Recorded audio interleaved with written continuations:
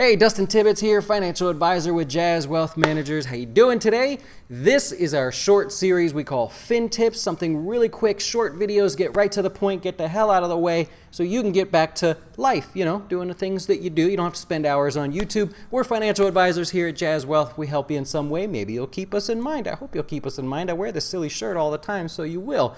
Anyways, today we're going to talk about the income phase out for Roth IRAs. Oh my God, snoozer, right? No, this really comes up a lot. So let's talk about this. You know how there's a max income for a Roth IRA? Hopefully you know that. Well, if you make too much, you just can't contribute to a Roth IRA. You could still have it, you just can't directly contribute to it. And so I get a lot of questions on this, and one that I really wanted to focus on is how they come up with this. And let's just go through it here. In 2019, if you're single and you make $122,000, your modified adjusted gross income is $122,000 or less. You can put the full amount in a Roth IRA. It's $6,000 if you are 50 years of if you're under 50 years of age, and it's $7,000 if you're over 50 years of age. Now, if you look up the rules, it says if you make $137,000, again, your modified adjusted gross income. If you go over $137,000, you actually can't contribute to a Roth IRA directly.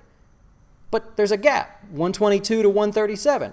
What happens in between? They call it a phase out. And this is like rocket science. I'm hoping I'm going to make this simple for you today.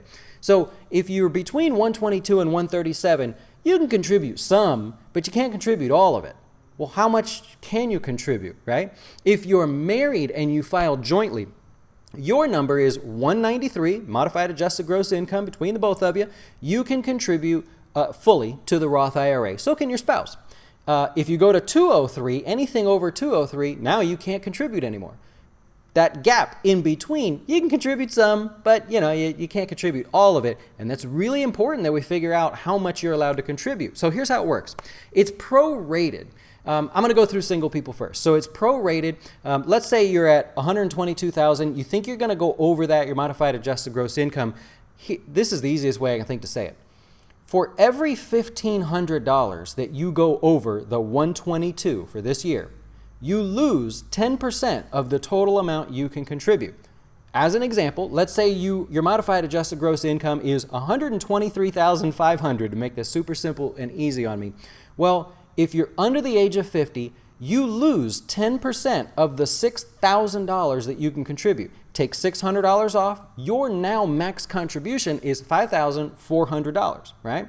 If you are over the age of 50, you lose 10% of $7,000. It's not $6,400, $6,300 is your max contribution.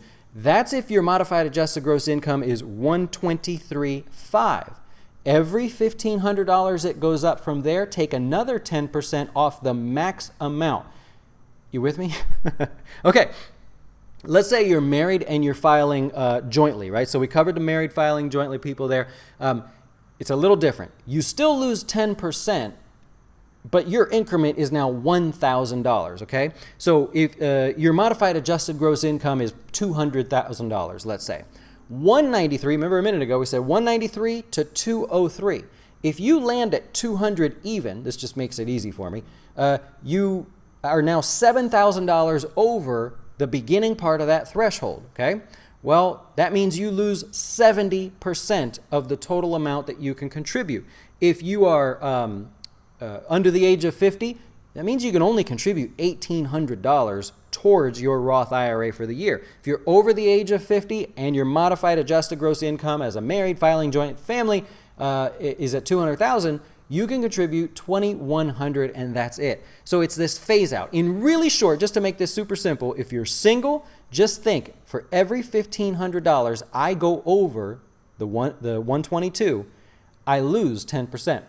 Married filing jointly, for every $1,000 that I go over the 193, I lose 10%. That's the simple way to think about it. The IRS is going to look at this. So be sure if you're in that window somewhere, make sure you contribute the right amount, okay? So a little geeky today. I'm sorry about that, but this is one that comes up a lot. Want to make sure that you definitely have the right information and that this is the kind of thing we help our customers with when it comes time, right? We're financial advisors, but we we don't just work with the wealthy, we want to work with everybody, because if I can help you avoid stupid little penalties like this while you're younger, while you're just getting started, well, wouldn't you all be wealthy one day? And wouldn't I just have like a ton of customers that have a lot of money? And wouldn't I do well? You guys do well. It all makes sense. See, financial advisors only want to work with the really, really wealthy people because, hey, 1% or something of a couple $1 million account, that's a lot of money, right? So they only want to find those people. I don't care. I want to work with everybody, even if it kills me. So check us out at Jazz Wealth. I hope you'll keep us in mind. If I helped you in some way today, hit the subscribe button. That helps me out as well. I don't know how yet, but it does. And I appreciate you watching. We'll talk to you soon. Why should you choose Jazz Wealth as your retirement or long-term investing service? Our portfolios are managed by us, not some faceless mutual fund manager. Our private classes will teach you everything about investing and getting your dough straight. Best of all, our fiduciary standard means your best interest comes before ours.